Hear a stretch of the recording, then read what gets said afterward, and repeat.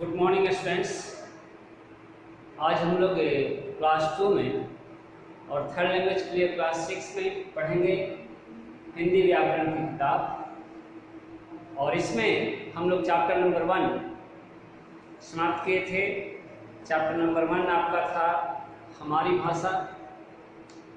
आज हम लोग पढ़ेंगे चैप्टर नंबर 2 वर्ण और वर्णमाला। देखिए, वर्ण और वर्णमाला टॉपिक है हम लोगों का, वर्ण और वर्णमाला। जैसा कि आप जानते हैं कि वर्ण को अंग्रेजी में क्या कहते हैं? वर्ण को अंग्रेजी में लेटर कहते हैं। लेटर का मतलब क्या होता है? वर्ण या अक्षर। वर्ण का दूसरा नाम आपका क्या हो जाता है? अक्षर भी हो जाता है। अक्षर। देखिए,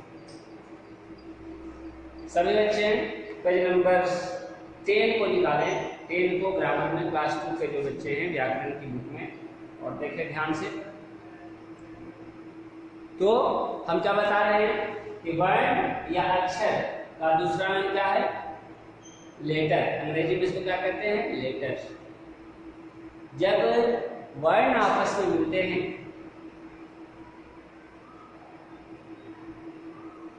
जिसमें एक शर्त है। शर्त क्या है? शर्त यह है कि वर्ण जो है सही तरीके से आपस में मिले। जैसे हम एक वर्ण लेते हैं क,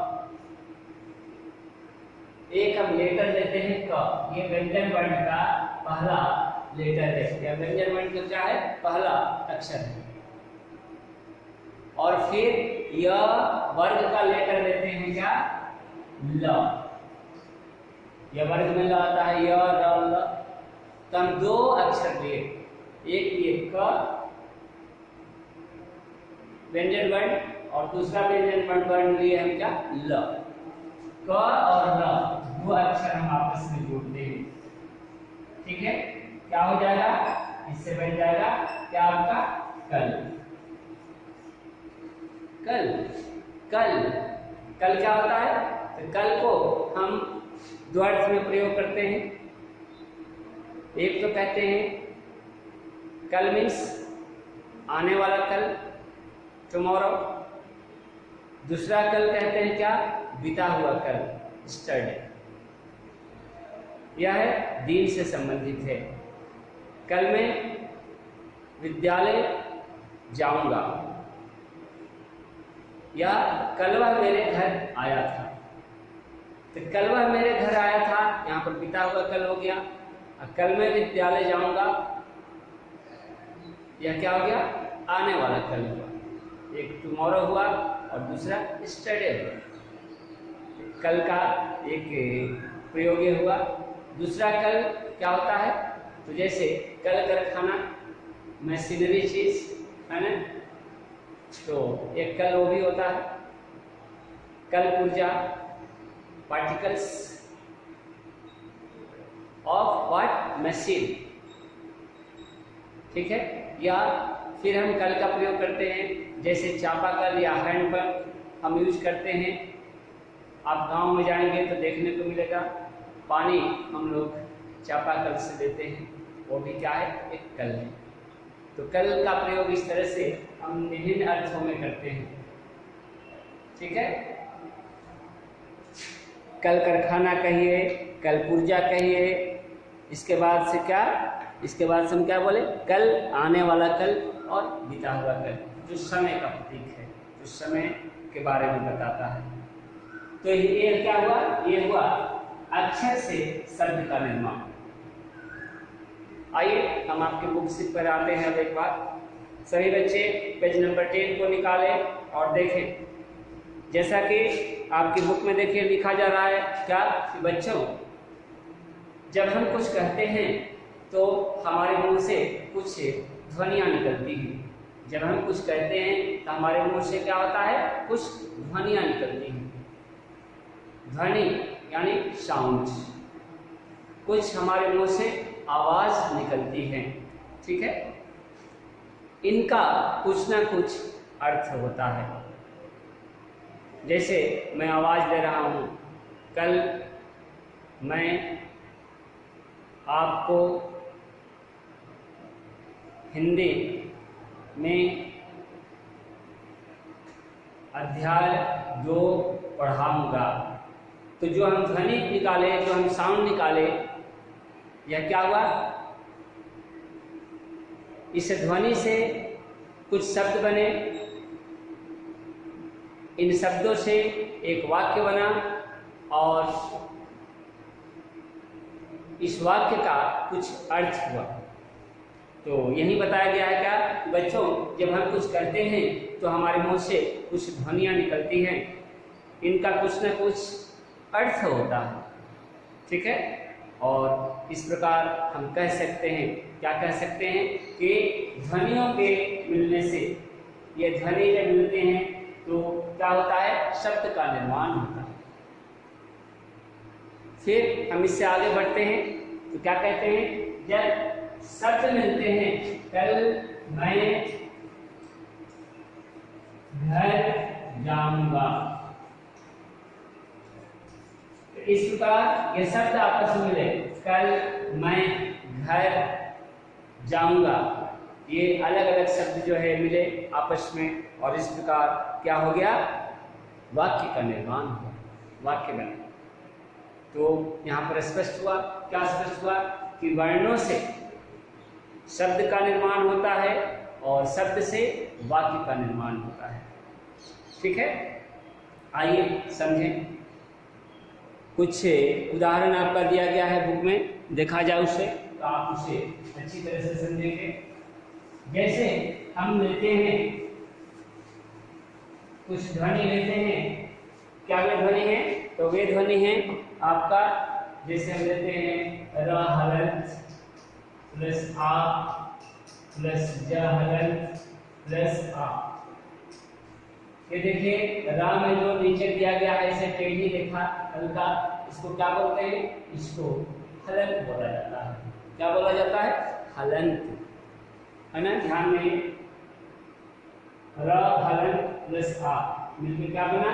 र हलंत और आ मिलके आपका बन गया रा। फिर ज हलंत और आ मिलकर क्या बन गया? जा। रा और ये जा मिलकर क्या बन गया? ये दोनों अक्षर मिलकर के बन गए राजा। ठीक है, नेक्स्ट आइए अनार। अनार शब्द दिया गया है, इसमें भी हम क्या देखते हैं? अ प्लस न हलंत प्लस आ प्लस र हलंत प्लस अ मिलकर क्या बन गए? ये मिलकर बन गया अनार। क्या बन गया? अनार। तो इस प्रकार इन ध्वनियों को क्या करते हैं? ये जो ध्वनि है र हलंत प्लस आ ज हलंत प्लस आ, इनको और छोटा नहीं किया जा सकता है। ये जो ध्वनि है र हलंत प्लस आ, इनको और छोटा आप नहीं कर सकते। यह क्या है? यह है सबसे छोटी ध्वनि है। ठीक है, तो इन्हें और छोटा नहीं किया जा सकता है। और इन ध्वनियों के लिखे जाने वाले रूप को क्या कहते हैं? इसे ही हम वर्ण कहते हैं। इसे ही हम क्या कहते हैं? वर्ण कहते हैं, या इसे ही हम अक्षर कहते हैं। और इनके बारे में यह कहा जाएगा कि ये वर्ण या अक्षर जो है किसी भाषा की सबसे छोटी इकाई है, सबसे न्यूनतम इकाई है। ठीक है, जैसा कि हम जानते हैं कि एक मकान बनता है, एक बिल्डिंग बनता है, तो इसकी सबसे छोटी इकाई क्या होती है? सबसे छोटी इकाई ईंट होती है। ईंट से क्या होता है? ये दीवार बनाया जाता है, ईंट से जो यह मकान बनती है। तो जिस प्रकार ब्रिक्स जो होते हैं या बिल्डिंग्स के बनने के सबसे छोटे इकाई होते हैं, उसी प्रकार किसी वाक्य को बनाने के लिए क्या होता है? तो किसी भी भाषा को बनने के लिए सबसे छोटी इकाई क्या होती है? तो वर्ण या अक्षर होते हैं। ये हुआ आपका वर्ण या अक्षर। नेक्स्ट आइए हम आते हैं वर्णमाला पर। वर्णमाला क्या है? सभी बच्चे एक बार ध्यान से देख लीजिए। हम क्या बोले थे कि र हलंत, र हलंत आप बुक में भी देख सकते हैं, पेज नंबर 10 में भी है आपका।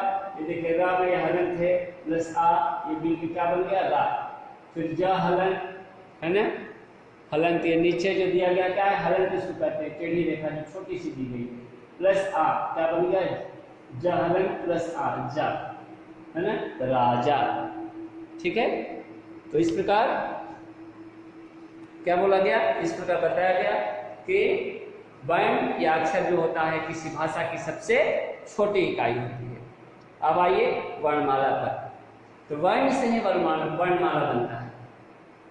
वर्णों के समूह को हम क्या कहते हैं, वर्णमाला कहते हैं। लेकिन यह कैसे समूह होने चाहिए, यह जो है एक निश्चित समूह होना चाहिए, एक क्रमबद्ध समूह होना चाहिए, है ना।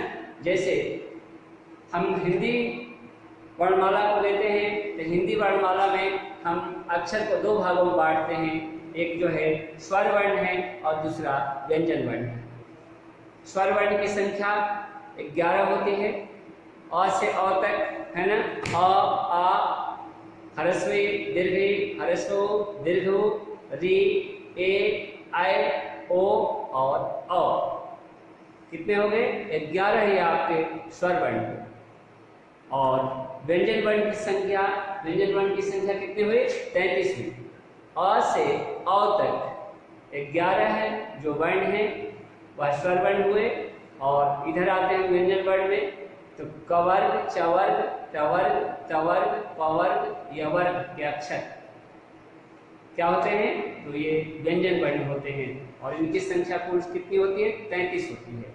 इस प्रकार इन व्यंजन वर्ण और स्वर वर्ण के मिलने से क्या बनता है, आपका वर्णमाला बनता है।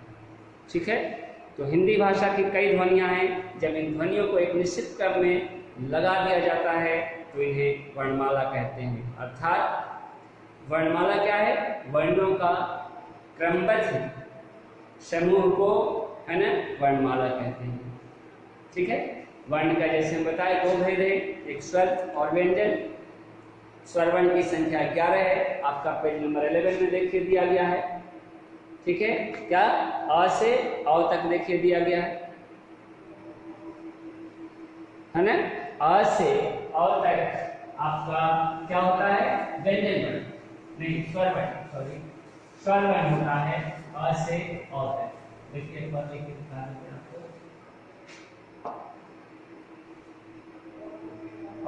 स्वर वर्ण, स्वर वर्ण कितने हैं, तो स्वर वर्ण आपका हो गए अ आ ह्रस्वी दीर्घी ह्रस्व दीर्घ री ए ऐ ओ औ।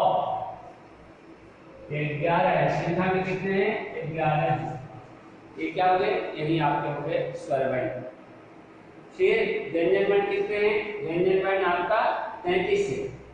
ये कवर्ग के अक्षर, चवर्ग के अक्षर, टवर्ग के अक्षर, तवर्ग के अक्षर, पवर्ग के अक्षर और यवर्ग के अक्षर होते हैं। इनमें कुछ शब्द हैं, कुछ अक्षर हैं, ये क्या है जिनको कि हम नहीं रखते हैं। व्यंजन की श्रेणी में देखिए ह तक के अक्षर, या वर्ग में ह तक के अक्षर को लिखा गया है। व्यंजन की श्रेणी में छ त्र ज्ञ और स्र को नहीं रखा गया है। क्यों, क्योंकि छ त्र ज्ञ और स्र को संयुक्त व्यंजन कहते हैं। संयुक्त व्यंजन क्यों कहते हैं छ त्र ज्ञ और स्र को, क्योंकि यह 2 अक्षरों के मेल से बनते हैं। छ जो होता है ना, वह किससे बनता है, तो छ जो होता है वह क हलंत और मूर्धन्य स से मिलकर बनता है।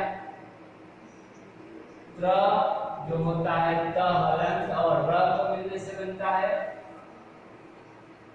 ज जो है वह ज हलंत और ना को मिलने से बनता है। और स्र जो है वह स हलंत तलावे से हलंत और र को मिलने से बनता है। ये क्या है, ये संयुक्त व्यंजन है, ये संयुक्त व्यंजन, संयुक्त व्यंजन। ठीक है, देखिए ध्यान दें, यह क्या है, तो यह संयुक्त व्यंजन है। देखिए ये है ना, छ क हलंत और स मूर्धन्य स, त्र क हलंत और र, ज्ञ ज हलंत और य, स्र कलाभ्य स हलंत और र को मिलने से बनता है। इनको हम क्या कहते हैं, संयुक्त व्यंजन कहते हैं। ठीक है, इस प्रकार हम क्या पाए, इस प्रकार हम पाए कि 33 जो है वह है क्या होते हैं, ये व्यंजन वर्ण होते हैं और 11 जो है स्वर वर्ण होते हैं। इस प्रकार टोटल कितने हुए, ये 45 स्वर और व्यंजन वर्ण हुए। ठीक है, सारे बच्चे समझ रहे हैं इस चीज को। तो ये हुआ आपका क्या है, स्वर और व्यंजन। फिर मुख्य बात आपका वर्ण और वर्णमाला में यह है कि स्वर जो है बिना किसी वर्ण को सहायता से बोले जाते हैं, जबकि हम व्यंजन वर्ण में आते हैं तो व्यंजन वर्ण क्या होते हैं, वह स्वरों की सहायता से बोले जाते हैं।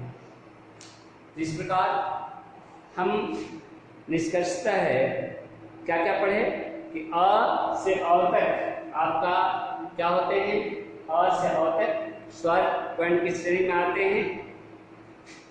इसमें जो अंग और रह होते हैं वह क्या होते हैं, वह है न तो स्वर होते हैं न व्यंजन होते हैं। इसी प्रकार कवर्ग चवर्ग टवर्ग तवर्ग पवर्ग में हम कवर्ग चवर्ग टवर्ग में क्या होते हैं, तो इन व्यंजन वर्णों में जैसे आपका अंगा है और ढ है, इसको हम व्यंजन की श्रेणी में नहीं रखे हैं।